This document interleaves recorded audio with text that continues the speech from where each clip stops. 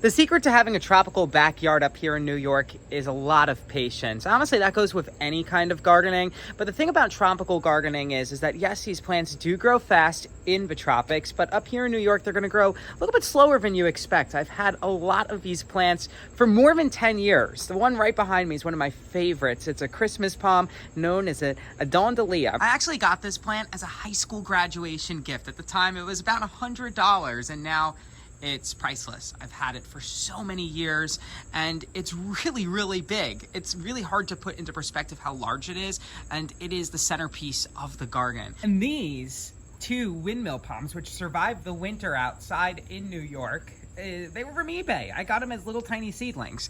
So that's the secret to a successful garden without spending a ton of money. You need to buy plants a little smaller and give them the time they need to mature. And also some really fast growing plants like cannas can help fill up a spot in just a single season.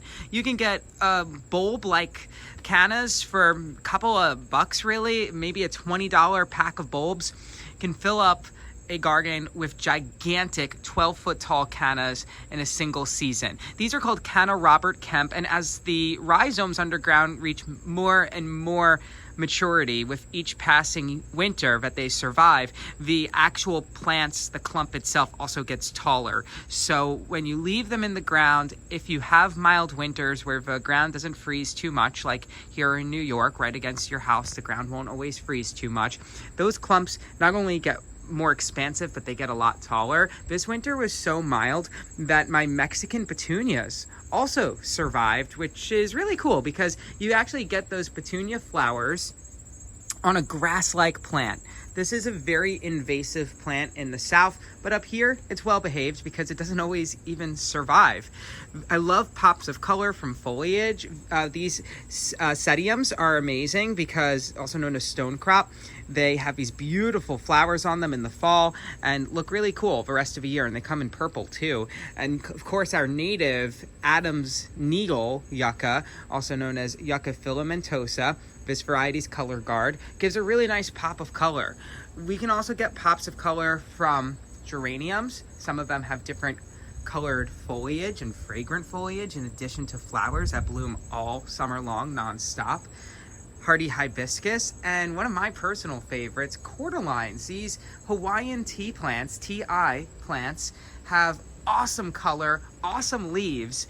They are actually used as skirts during the hula traditions in Hawaii, and I believe it's the males that wear the tea leaves. So they have a cultural purpose in the Pacific, and also a really, really incredible place in the landscape, not just in the tropics, but up here in New York. So I got these from Home Depot, really, really tiny plants 2 years ago, and look at how big they are. This one I believe is called Purple Diamond. This variety in particular is really, really easy to overwinter. Not all tea plant varieties do well inside the house, which is their final destination up here, but that one does, and so does Black Knight. Black Knight has been a fantastic cultivar for me. I've kept this in the garage. It's nearly died to the ground in past years, and now I keep it inside the house during the winter, and it really, really does well. These ginger are also, just like the cannas, able to come back from bulbs, so you get a big, big plant in just a single season. So you can see the nice color that comes from the tea plants, and it's just a statement piece. Also, we're getting very close to now is the ginger's time to shine. Look at these beautiful flower heads that are starting to come up. So this will be September and October that we'll get lots of flowers that are really, really fragrant from the Hedychium butterfly ginger. It's not the ginger you eat, although it is technically edible. This is like the best year ever for Via Dondola. Okay, so let's take a minute to just sort of talk about plant care. I'm sorry my hair is crazy because I just went in the pool. But so the secret to keeping these plants, I actually wait until it gets a little chilly outside before I bring these plants in for the winter. Probably nighttime temperatures around 40 degrees is the time to bring them in for me. By the way, look at these hibiscus, amazing. And then they'll spend the winter in the house. Occasionally, some of these, not the really tropical ones like the bottle palm or Via Dondola, but some of the less tropical plants like these yuccas, gigantea, these will actually stay outside in temperatures that are near freezing. And I'll take some of the other ones, like this, formerly known as a philodendron. I'll take these outside during warm days or mild days in the winter when it's at least 50 degrees or so outside. And the reason why I do that is to keep them from getting too used to low light levels, because then when they go outside, you'll actually see this burn on some of the older leaves, even on some of my palms. Do you see how these palms have some burn on their older leaves? So we try and mitigate that as much as possible by exposing them to some winter time outside. Obviously with the tropical palms, that just doesn't happen. Our winters are just too cold here to keep them out. So in the spring, I keep them as shady as possible. I put them underneath this tree. I do wait a little while to take them outside because I want them to experience warm nights. I don't want them to get any burn from the chill. It's just too much drama. That's why I love plumerias, because these actually lose their leaves in the winter time naturally, and so they really don't suffer too much when they go back outside in the spring. This large plumeria was just a little baby plant off of eBay when I bought it in 2009. Look at how big it is now. I mean, it's really hard to even put into perspective how large this tree has gotten, but it's huge. And it does go inside the house every year. It loses most of its leaves in the house, and then it comes right back up in the spring. I love figs, by the way. Brown turkey is not my most reliable variety, but it's, you know, it's a trooper, so I always get some fruit from it, but it's not the most cold tolerant variety. I like Biago's Blush. I find that one to be really vigorous. I got that from a plant sale at Rutgers. Also, some favorite houseplants like fiddle leaf, ficus. They actually grow really fast if you leave them outside for the summer. This gets shade most of the day, a little bit of sun right now in the later part of the afternoon. This is a Dieffenbachia, known as a dumb cane. Look at the pretty leaves on this. This is also a common houseplant. Sometimes I like to fill up the garden with houseplants because they can actually be a little bit cheaper and give you some of that very cool color and contrast that you just don't get when you buy an annual. I love caladiums though, a common annual that has bulbs that you can just store inside the house during the winter time, and they'll just sleep until spring, and then they'll bring back more color year after year, because these are kind of expensive. A plant like this could cost like $15, so you know, if you buy it once and you never have to buy it again, that's a huge money saving. That's really how I do it. You know, I cannot in a single season buy all of these plants, so you need to bring them inside, and that's firstly the most special part about gardening, because every single one of these plants has a story for me now. I remember the bottle palm when I first got it in 2014. I was in college still, and I remember having like such fun memories just sitting underneath the bottle palm doing work for school, and so stuff like that. It's just like kind of special for me. I actually remember potting up this Dracenia. I first got this when I was still in high school. One of my dad's dear patients had passed away, and I just remember potting these up while he was having a conversation about that. I don't know, it's just like these little things, like every single plant reminds me of something.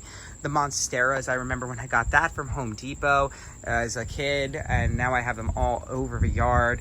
I remember the first time I ever got a dragon wing begonia was at a Rutgers plant sale, and now they're really common, but at the time they weren't really very common to see. This palm tree, it's a Chamedoria microspatix. It's one of the most cold tolerant palm trees in the world, believe it or not, as tropical as it looks. It's related to the parlor palms, that one of the most popular houseplants that you can grow, and the Aneste banana. But I got this when I was living in Florida, so that's a fun and very fond memory for me. And I, of course, remember when I first purchased my windmill palm off eBay, because that was really what kind of started the hobby for me. I mean, I always was into it, but that was like my biggest success because they're still alive and they were so tiny when I planted them. I mean, every single one of these has a story. That one was from South Carolina when I was living down there. The ginger perhaps have one of my favorite stories because I got these, not these clumps in particular. These clumps actually came from a nursery when I was living in Florida, but I have a clump that's at my house on Long Island, and that is from but the clump from my house on Long Island was originally a purchase from the airport in Hawaii. when I went in 2010, and that was one of my favorite trips ever. It's where I learned or really saw plumeria for the first time. I actually had the big plumeria already in my house, but then I saw them for like the first time in abundance. You know, I'd been to Florida but wasn't really paying attention to plumeria. In Hawaii, you can't ignore them. They're everywhere and they're so beautiful. And that was a really fun memory for me, that trip. I just really love traveling and learning about cultures through plants, and I think that's like a really fun way to embrace nature as well. And not all of my plants are actually tropical. So this very cool hibiscus you see here and over here, kind of just nestled in between the bushes, this is called Robert Fleming, and it's a hardy hibiscus. I have a lot of hardy hibiscus with very unusual shaped colored leaves as well. So shapes and colors come in all different varieties with these hardy hibiscus. Sometimes they take a little bit of a break in late summer, but I have lots of flower buds coming up, and they're just huge dinner plate sized flowers. They don't come in the tropical colors that you get from some of the other hibiscus, like this one, which I really do love. I can't get enough of this swirl. Like, you will never see this color on a hardy hibiscus, but the hardy hibiscus are more than double as big as this. And this, of course, went inside during the winter as well. So that's the secret. That's how I get all of these plants to survive. And also cannas, I know I talked about them as being a fast filler plant, but they hold a special place in my heart as well, because cannas were really one of the first plants that made me go, whoa. Because I remember enjoying a canna when I was a kid and enjoying the beautiful leaves from it. And then all of a sudden it started blooming. So the blooms I was just totally amazed by, because I thought the leaves were the whole entire journey from those plants. I didn't expect the blooms to be even better.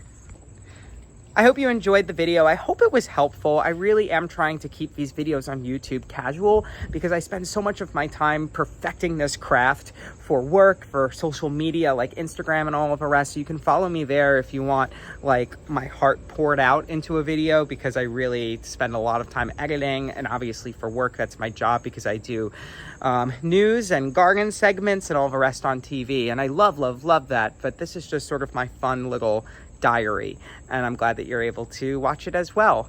Thanks. Bye.